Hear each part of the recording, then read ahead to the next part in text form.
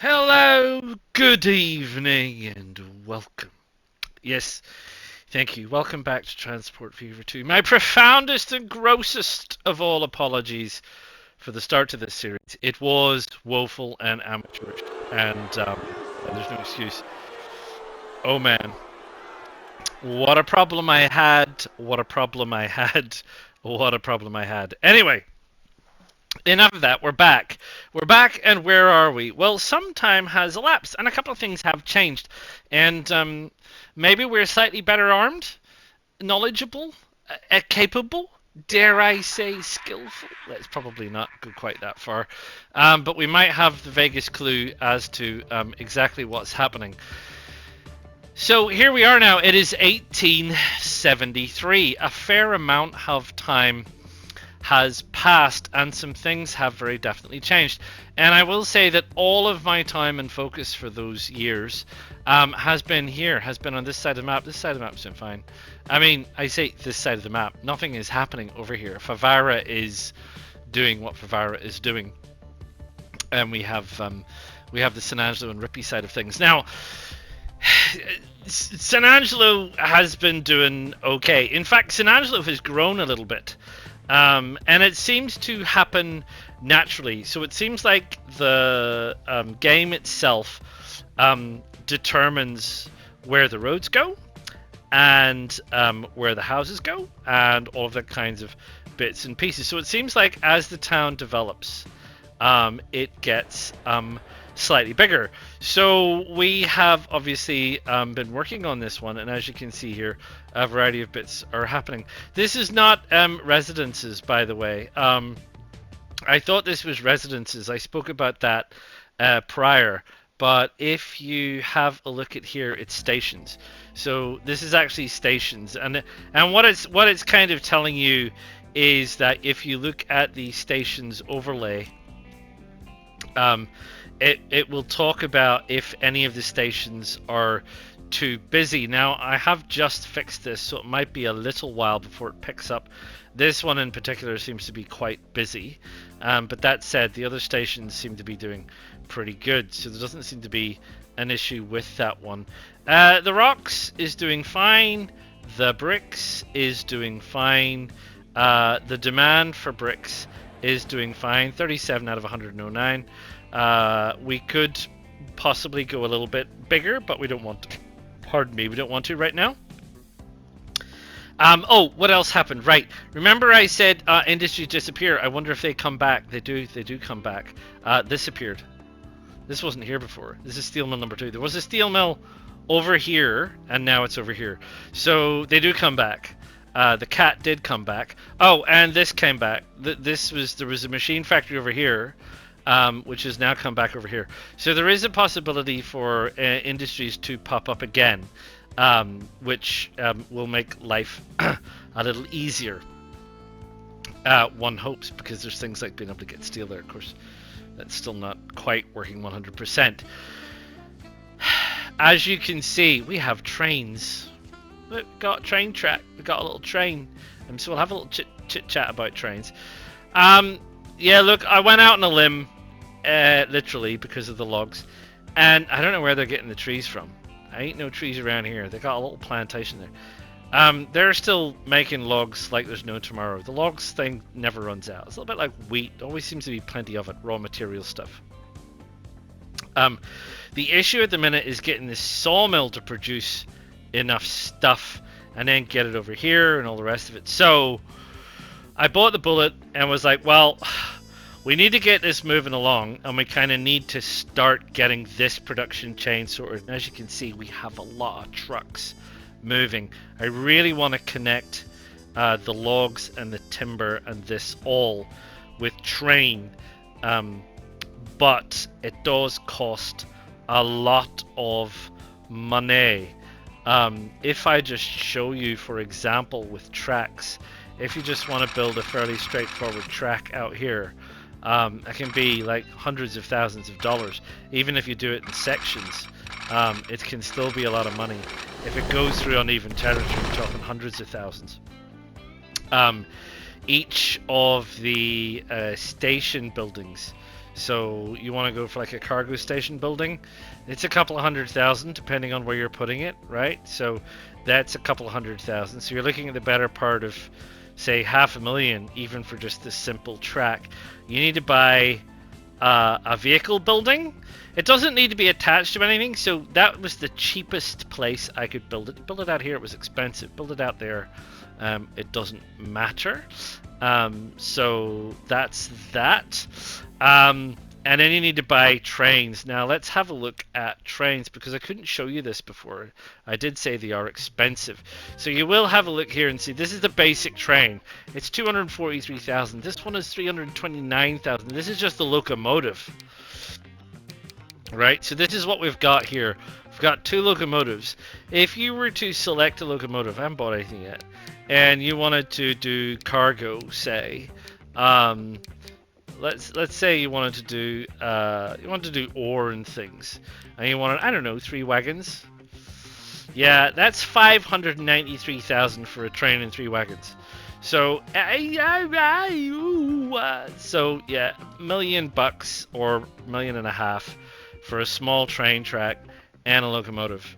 And that's more or less what it cost me. But I do have a little locomotive. And the little locomotive that could is hauling stuff for me when it gets enough of it.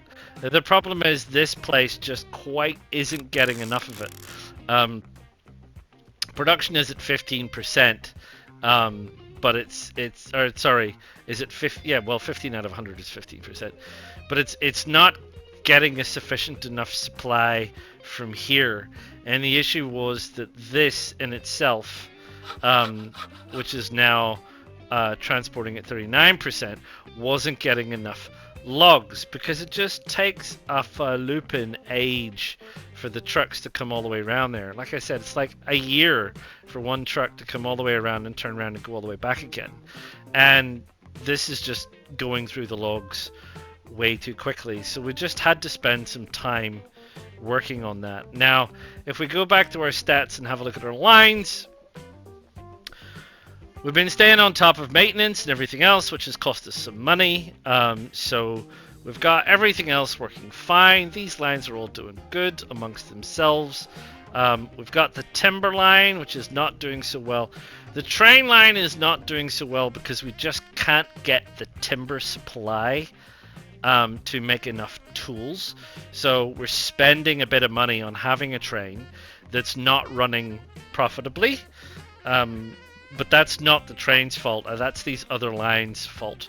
And everything else is making money. So it's just really this line still isn't fully balanced. And I have a lot of vehicles. Now, one of the other things I should probably point out is because we have passed through 1870, we do have a selection of different vehicles to choose from. So we can choose the steam bus, which will go on the roads, I believe, without the need for rails. But it's actually slower. It's slower. It carries one more person. It has more emission. And it has a 30-year lifespan, and it's $5 more expensive. So I'm not really sure it's worth it. The horse-drawn carriage, that I believe is what we were using for cargo. 18k for capacity. We have the covered horse-drawn, which is 20 and 5, and we have the flatbed, which is 20 and 5. So I've bought a whole load of European flatbed, just so I can tell the difference between the horse-drawn and the flatbed. It doesn't matter. I don't think there's any real. They both expired in 1925, so we've got plenty of years out of them before they ever run out or we need to replace them. They're both the same price. They're slightly more expensive. They cost a little bit more per year, but they do transport one more cargo each 2 kilometers faster.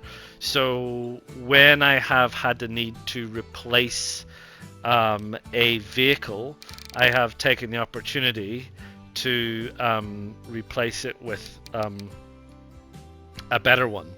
So we've got 3 there, which is bad, which do need to be replaced over at Favara Food. I just don't have the money right now. I'm trying to save some money. 1872, we lost a bit of money, but every other year, we've been doing pretty good. Obviously, you can see when I spent the money on the railway. Any ideas when I got the railway set up? Yeah, it's a few years ago now. But yeah, I spent a bit of money. So anyway, the town shut up and they're plateauing out a little bit because I've been focused on trying to get this one thing working.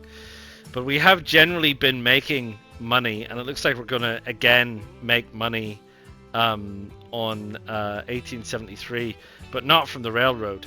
The railroad is a bit of a drag on us, and really it's to do with the fact that we're just not getting enough of this stuff put together. I could, in theory, I can put a halt on this.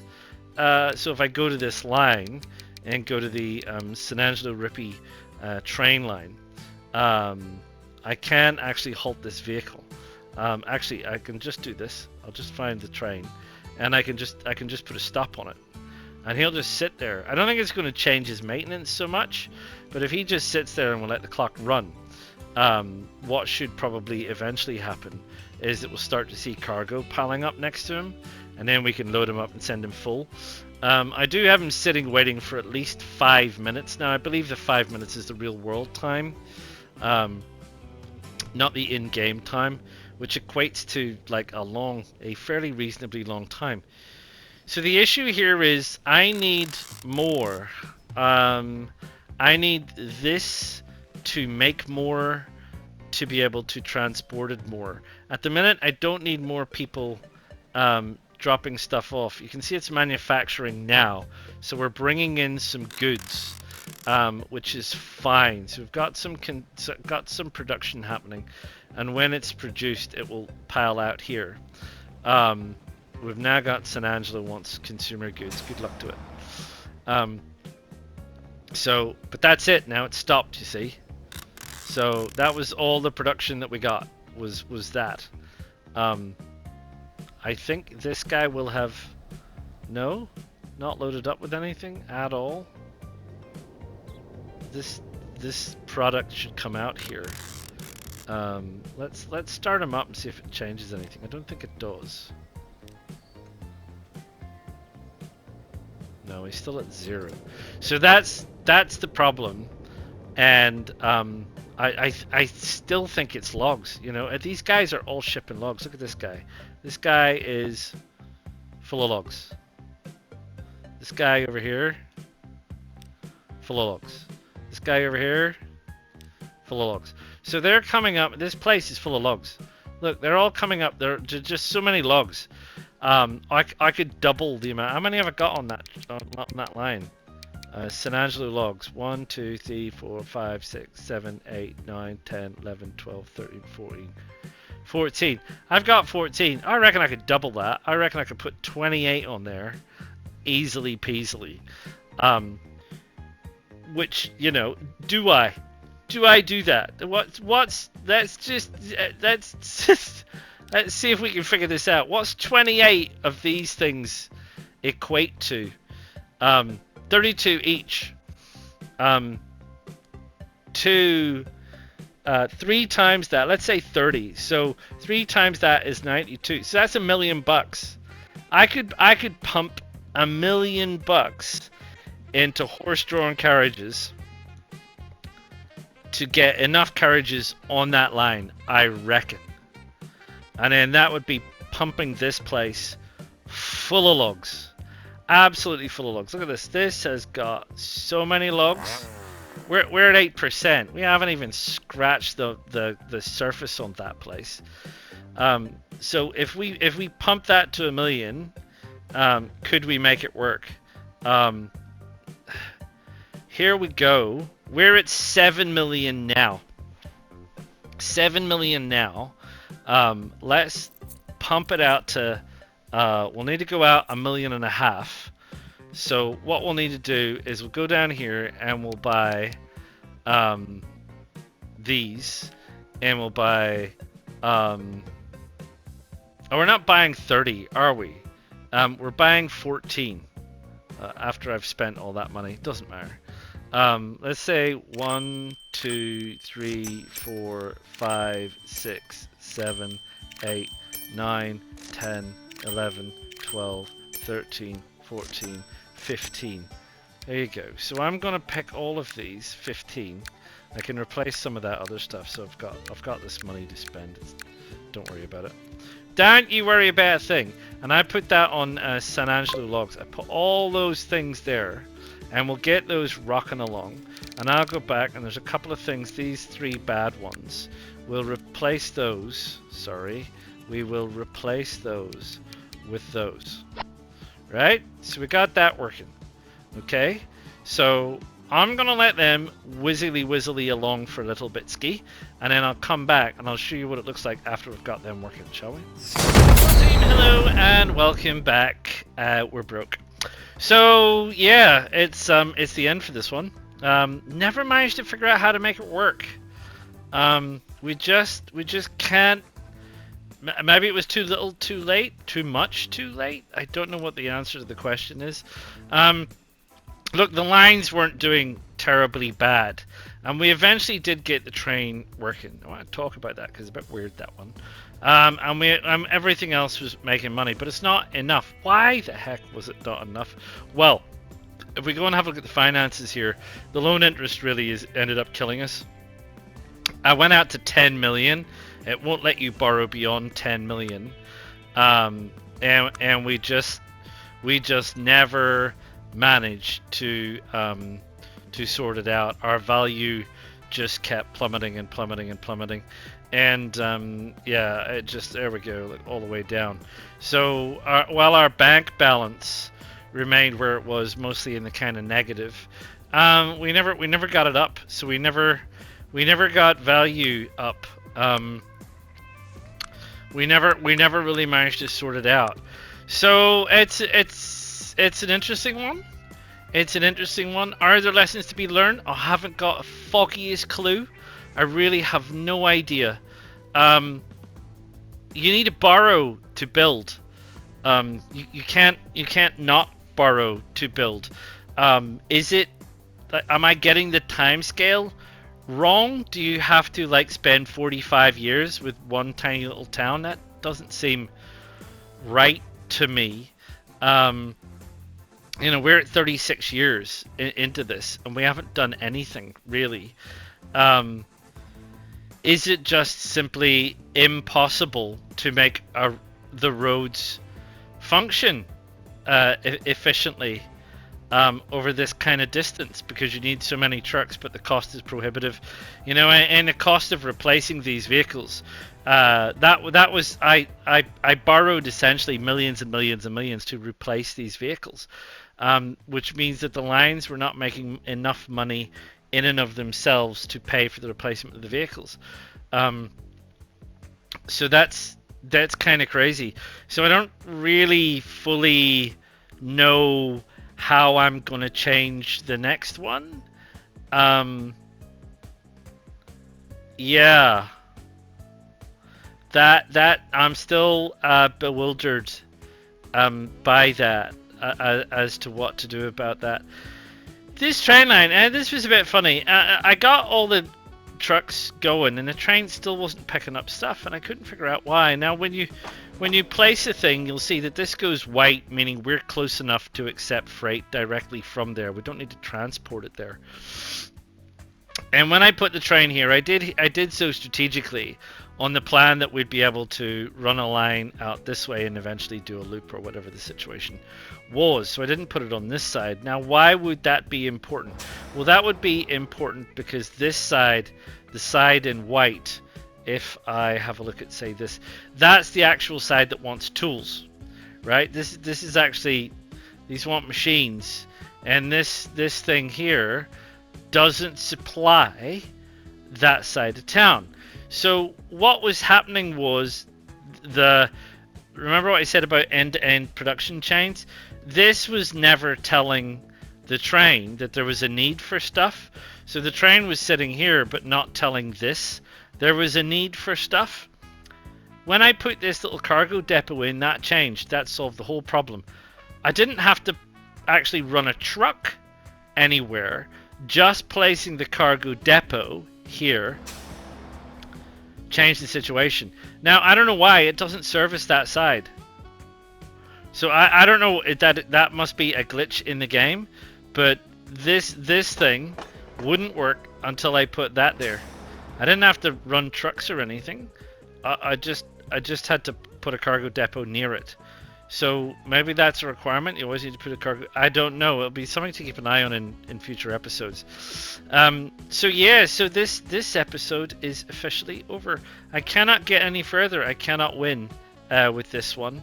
It's a downward spiral from here. I've already sold off everything in Favara, and I still don't have any money. If I sell anything else off, I'm never gonna get that money back. Never gonna get that money back. If I were to go back here, and have a look at the vehicles, look at all these vehicles I eventually have to replace. Oof. There's a lot of them. And they cost a lot of money each. So there's just no way. So we tried and we failed, and we go back to the drawing board. So we're going to go back to the drawing board with another free game. I think we're going to carry on with the same map characteristics. Now, some people might say that having now played this twice and failed twice, I should probably set this to easy. Just so we get a handle on what's going on, because we don't know what's going on, and maybe we set this down to 2 cargo types.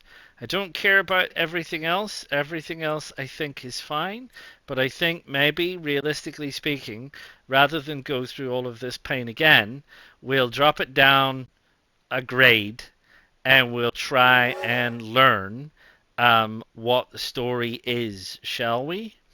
I think that's a good idea. So I'll bring you back on a new map. I'll see you soon. Okay, welcome back. Sorry, I'm overdubbing this because I have had just so many problems with this game. One of which was that when I did this, my retractable mic was retracted, which meant that there wasn't really a lot of great sound quality. So anyway, here we are on our new map, and you can see there's a few things going on. I identified these 2 areas, and I have to say that my first thought was to not do road. So I spent a bit of time with road on the last one, and it just seemed to be an escalating cost. So I've decided here to go with train instead. So we can see there's a wheat to a bread over there, and then there's a rock to a brick over here. So these are the 2 towns that I've decided to pick on, to experiment on, and do it via train. Everything else is the usual old story. Yes, there's kind of things that might be, could be, maybe, possibly, but the distances between some of the raw product and where they need to be, it's just too far. It's just too much. And I think my lesson was from the previous one that you kind of have to focus on getting just turning a decent profit. I guess that's probably the big takeaway that I took away from that. So I started here in Calto, and I chucked a stagecoach line in. Yeah, I mean, one of the things here about trains is just like how fast they do it. The cheapest train is 40 kilometers an hour. If you remember from the stagecoaches, they start out at 18. And you can, the cargo capacity is oddly enough the same, but obviously you can add a number of wagons onto a train, and they're all going at that speed, so you're increasing the rate at which you can deliver goods. And then obviously you can just keep adding wagons onto trains. Obviously there's a finite limit depending on the train, but there you go. So wheat to the bread factory, or whatever it is. It's technically it's not bread. It's food. And then back again. I guess that's probably the feature that I found out the most. In terms of, I guess,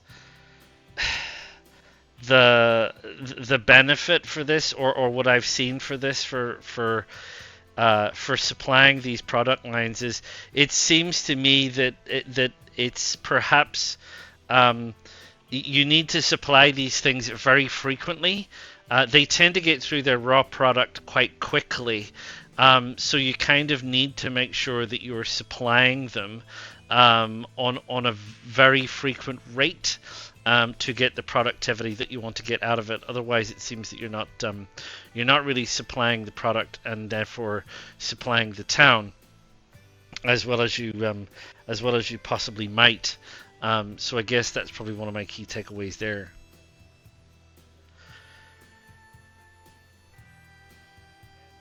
Down here at the bricks, you can see we've obviously got rocks going to bricks, the brick manufactory, and the bricks are going around to the town of Caprezzo. I just did a simple loop on this one, and there's only one train. There's one train on the other side, but there's one train over here as well, mainly due to cost. I don't need a lot of signals. I put a couple of signals in just like force of habit, but I can go over some more signal work and how signals work if we do more complex lines later. So you can see that the bricks are producing well. I've got a lot of rocks. It's going into Caprezzo. We're at sort of 25 and 56 in terms of need, which seems to be going pretty well. And I think I might be wrong here, but I have a strange feeling from watching the way that the money count ticks around. You get quite a lot of money from finished product versus raw product, so you get ticket sales from moving the raw product to a manufactory, but I think you get a lot more money moving from the manufactory to the town, which that would probably arguably make sense. The same for Calto over here. So just in case you don't know, when placing cargo stations, the cargo station will pick up from the manufactory, etc. If it turns white, you don't need like an extra cargo depot. One of the other interesting things is that if I were to put a train line on the new one, it would pick up from that old station if that old station turns white. Wouldn't do if I did it there, but if I do it on this road, apparently it will pick up from that cargo station. So you could have two lines of trains that aren't actually technically connected, but would still work. Same over here with the farm. You connect it to the road, whatever. It'll still pick up. If you put it over on the other side, it'll still pick up from the key manufacturing place, which is in the middle, and also the cargo unit on the other side, which makes it very interesting. In case you don't know about laying tracks, my advice is to do track laying in segments. The topography is not always the same, so you can see there's a bit of a change in topography across the map. If you try and lay a train track in a really long sweeping move, what it will try and do is it will try and set the train track at the most efficient level between start and finish, which means you can end up paying a lot of money. Not a problem on the flat, but if there's any undulation, it can soak up a lot of your cash. So my advice would be do train tracks in segments. Give it a go, try it out. You might find you do one way and it's like 60 grand, and you do another way and it's like 50 grand. So just because it all adds up. Each one of these train tracks cost a lot of money.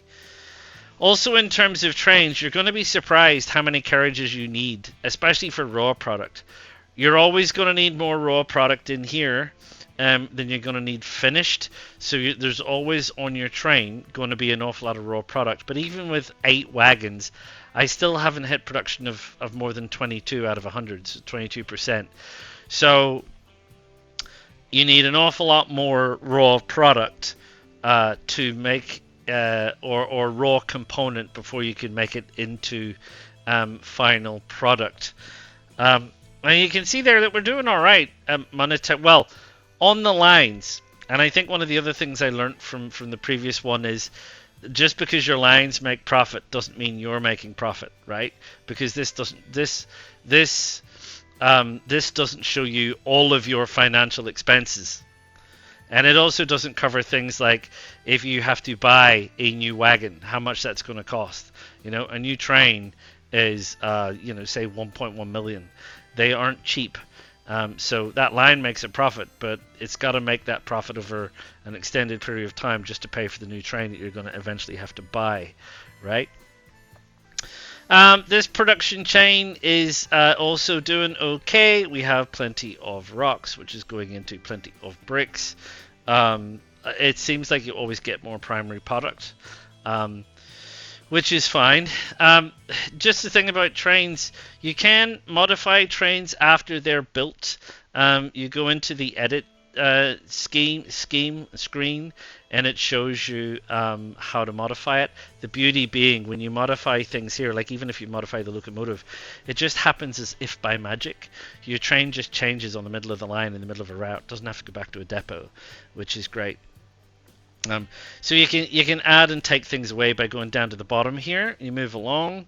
L1 will remove it. You do get a cash refund, but it is not the same as purchase price. So it's about 95% or something like that. So you do lose a little bit in the transaction. If we want to increase raw product, because we've got a lot of bricks that are sitting around, for example, we can add carriage. So you can see we had 4 to start with. So what we need to do is we need to think about are we going to add another one? You can see that the modification down there at the bottom gives you the price, is what it would cost to modify it.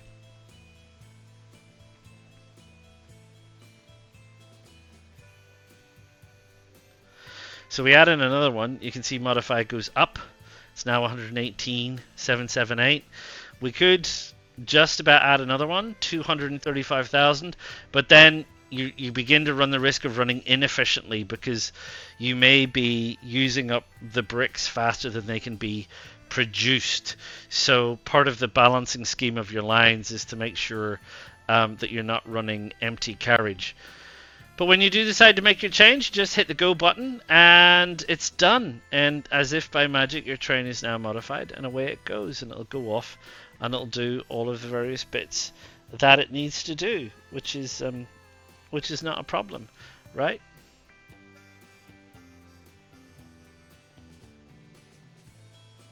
So I've got these 2 lines. I've been working on these 2 lines. I've been working on them for a while. I've been keeping an eye on the finances for a while, and it's still a struggle. You know, it is still a struggle. We're at 5 million, but you can see here that while we do make some income, the expenses are really staying in there with the income. So the problem is you're not really clearing a lot across the difference of time. And I'm keeping a very close eye on it and trying to do, what is sensible. It ain't easy. There's definitely a lot going on that I'm not 100% sure about. I'd have to say that for true.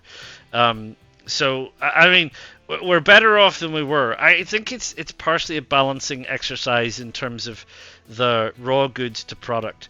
I think I'm just not getting the production running succinctly high enough, but at the same time, you need to try and keep expenses down. And I really feel like I don't want to push the loan out too much. But anyway, there we go. Right, hello again. Welcome back. Sorry about the muck up with the sound recording. So, what I ultimately decided to do offline while I was having a think was to try and make this a 2-train line. So we have 1 train there and 1 train there. I'm going to explain this and how this works in a minute if you're not familiar with trains and how you get them to function, and I'll explain that in some depth. And I haven't touched this one yet. but it is on my radar. Now, one of the things perhaps just to be aware of, because there's still no other lines that are good enough yet. The only line that might relatively be functional really is none of those.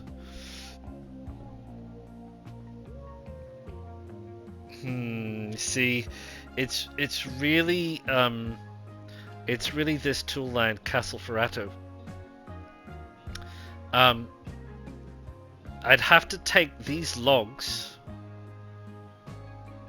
I'd have to take these logs to this timber plant. That could be one train route, and a train that goes timber, tools, town and back again, similar to the food. Now, this line here, I don't want to build headquarters. This line here was about 1.75 million to build.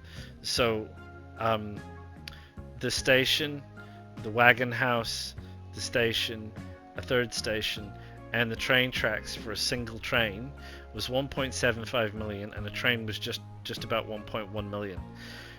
You need a lot of money to do that. This would be more. I reckon this would be probably more like 4 million. So that's a fairly hefty investment. And we have a look at our financial situation. We're 5 million in, but every time you borrow money, this loan interest at the bottom goes up. Pardon me. Just as soon as I start talking, I get a tickle in my throat. Anyway, so I'm not. I mean, these ticket lines are occasionally good. They're variable, and I think it's just variable because just how the year comes in. You know, sometimes you get one extra cargo haulage that year. So neither of these routes are working fully 100%, right? So this is still, I can still move more. You know, that's my thing. I can move more. They can take a lot more. So I think the issue for me is I want to see if I can get this line really, really making money. I really want to be hitting the end of the year making $1 million, you know, with my earnings over $1 million each year, and the same with this one. My only real concern is how long this has taken. We started this 24 years ago, 1874. And am I gauging my time wrong? I thought we'd be progressing faster than we currently are. But anyway, there's nothing I can do about that. It's just ignore that for now, okay? So double lining. So if you've got a single line, a train can't pass another train, right? I mean, that's plainly obvious. Here we go. Here's the case in point. So if you have just one lane, this train coming down here gets stuck by this train coming down there. That's patently obvious. So what you need to do is you need to provide these passing lanes. So you just run a parallel track. And this game's really, really good at it, actually. A lot better than City Skylines was. You just pick a start point, and it automatically picks the correct distance, and you just run it along it, and it automatically parallels it exactly correctly, which is great. And then once you've done your parallel, all you do is you take your train and you can loop it in, and it does a connection. And it's that easy. Laying trains here, so much easier than laying trains on City Skylines. Similar to Railway Empire, if you've ever played Railway Empire or something like that. So this train can get past that, but the way trains work in the real world is through what's called a block of line. And a block of line is established by signals. So this allows this train to recognize at this signal here that it needs to stop. If there's no clear route from here to this station, which is its own kind of effective signal, it's a special signal, but its own kind of signal, then this train will stop. So it will wait here until this train has come down and cleared this signal. So once this train comes past here, this then signal says, there is no more train ahead of me on this track. It is free to go. Same if this train comes down to this signal, because there's a signal down here. If there's a train down on this part of the track to this part of the station, this signal will be stop, and the train will have to wait. And it will follow that idea all the way through to here. So this is the nearest signal. So when this signal stops, it's any train that is between this signal here on this bit of the track and here. Okay? There's some pretty long distances here, and it gets kind of complex the more signals you put in. Because what the signals are looking for is there a train between this signal and the next signal? If there isn't, I can go into the next track, and then it reaches the next signal. It asks the same question. So as soon as the train passes the next signal, it creates a free block of line, and the train will move. You need to be aware of that. It gets really complicated if you try and do it with like 4-lane tracks and things, and switching tracks and various other bits and pieces.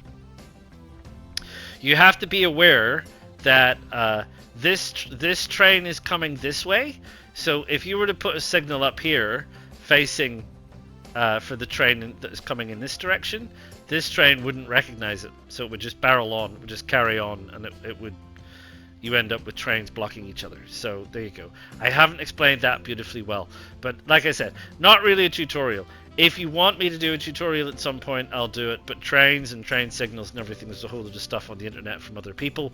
And that's that.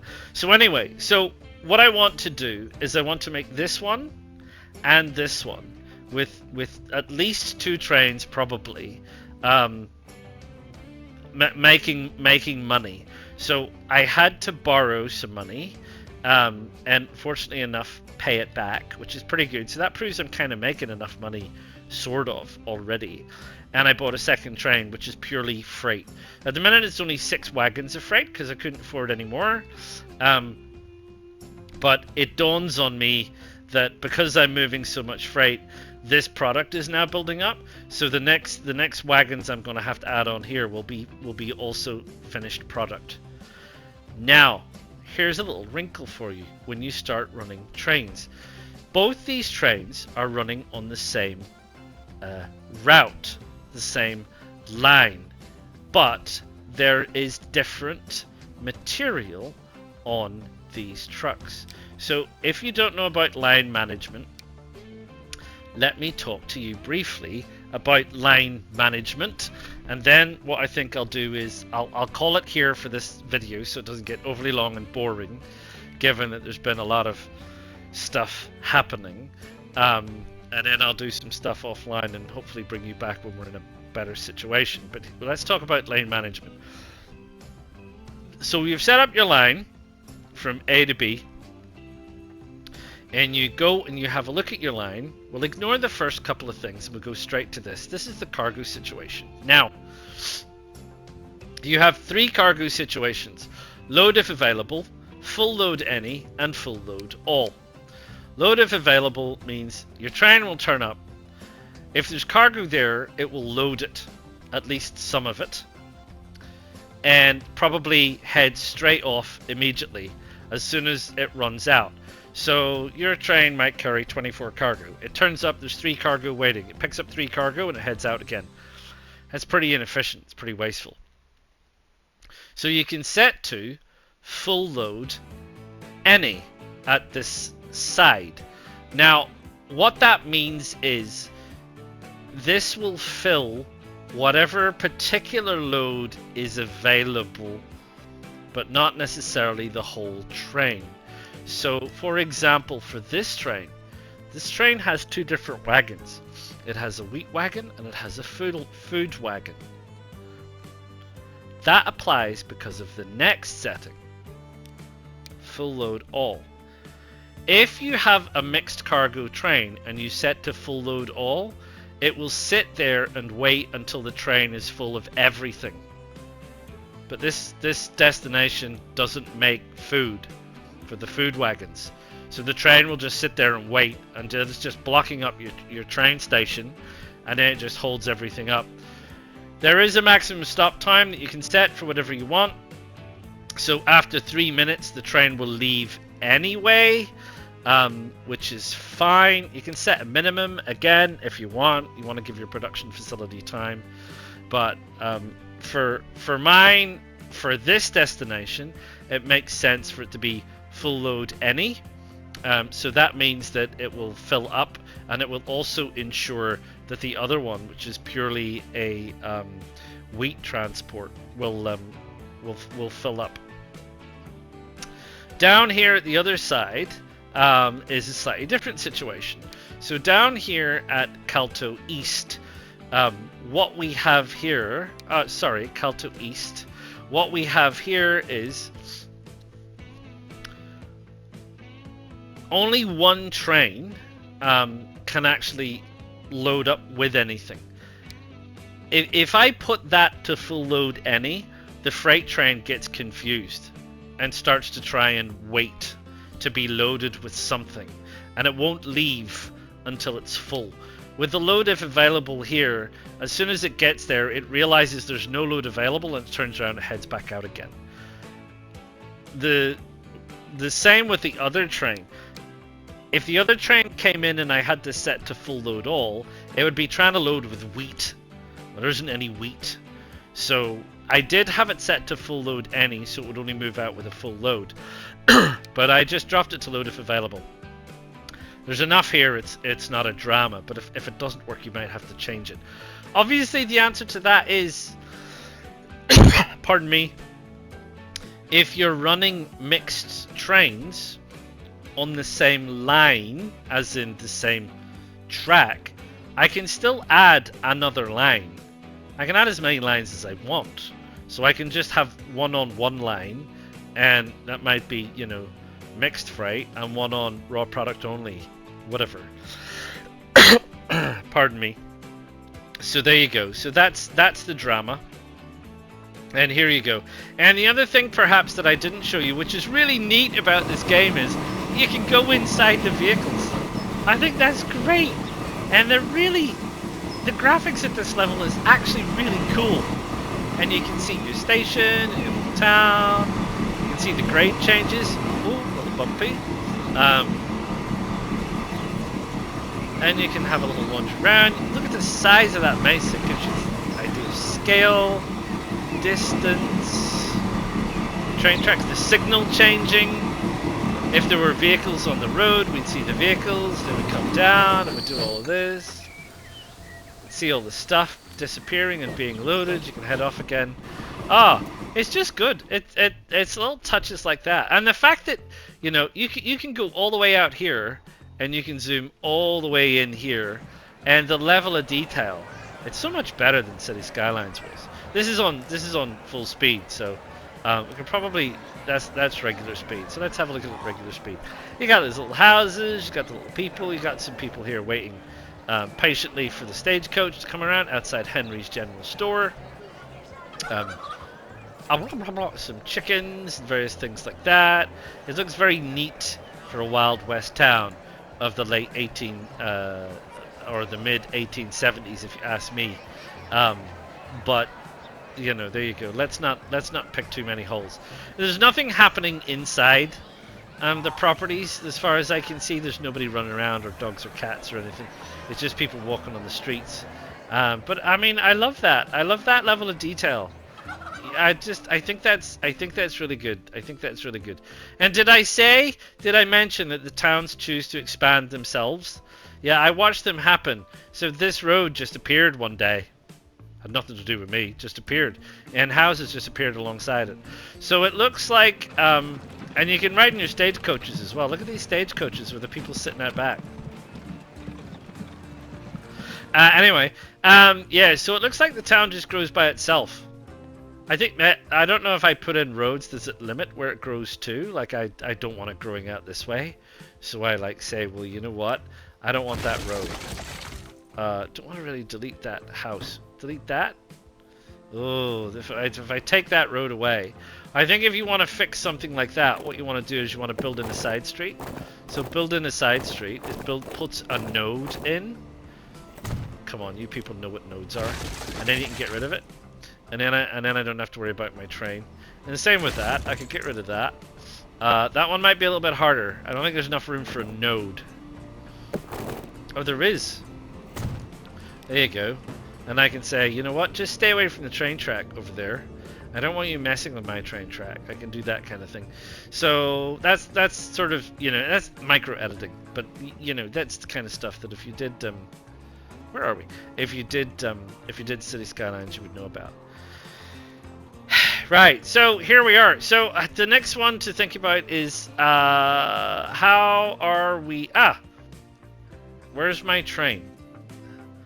This train here. So this train here, I want to edit. Train 3. Let's go and have a look here. We can go directly here, train 3. And we can go to edit. And I went through this, obviously, saying we can add things in.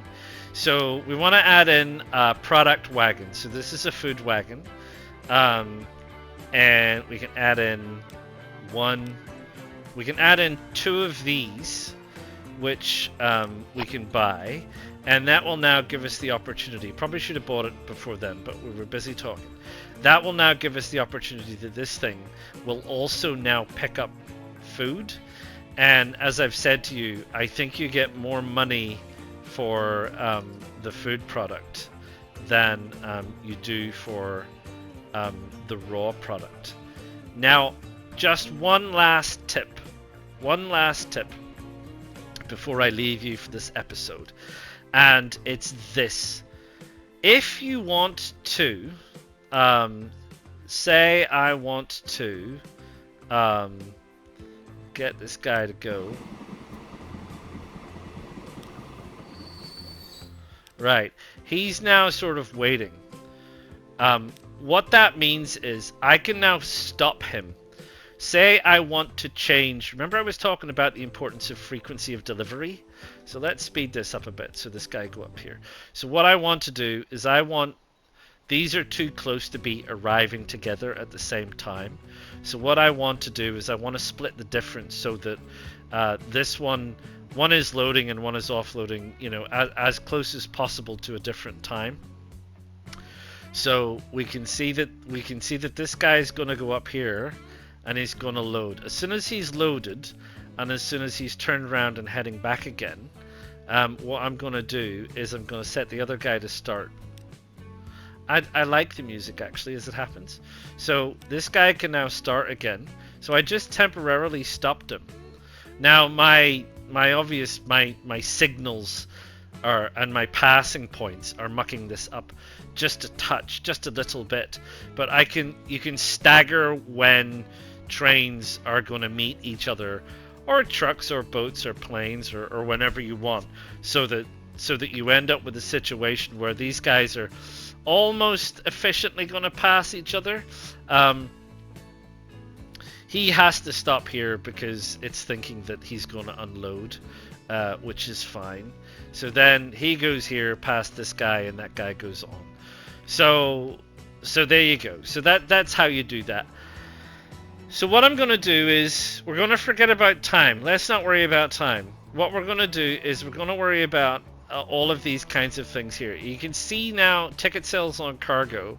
We're over $1 million a year, which is kind of good. We want to start paying off our loan if possible, so that we make even more money. And once we've made once we've got a little bit in the bank, we're going to add some passing locations here, and we're going to add another train, and we're going to get those running. And when I'm satisfied that we have those running and we have a little bit of money available, we need to have a look at doing a third line. We need to get a third line going. We need to get Castle Ferrato working bearing in mind that some of these trains are getting old and are going to need to be replaced soon. So there you go. Blimey, it's been an experience, and it's been a learning experience and a half. And like I said earlier, this game is trying to kill me. I don't know why. It is taking a lot of effort to try and figure out how to make the most out of these trains, but it seems like using trains makes a lot more sense than using road vehicles. So we're kind of sticking to that for now and see how we go. We're not in a rush. This is our first season on this, our first season playthrough. We're here to learn together, you and I. You may never have played it. You may be thinking of playing it. I know some people that played it put it down again. Maybe they got frustrated by some of these things, and maybe if I help work through some of these things with you, you might be able to come back to it, or you know, it might be something that we share the experience together. Whatever the situation is, I am here to help. You've absolutely got to click the like button if you've persevered this long. You absolutely must subscribe. Feel free to drop any hints, questions, clarifications, thoughts. Let me know. I'm particularly interested in hearing from anybody that's actually played the game and knows how to fix some of these problems that are plaguing me. And I will see you all again for the next one real soon. Ta-ta for now. PlayStation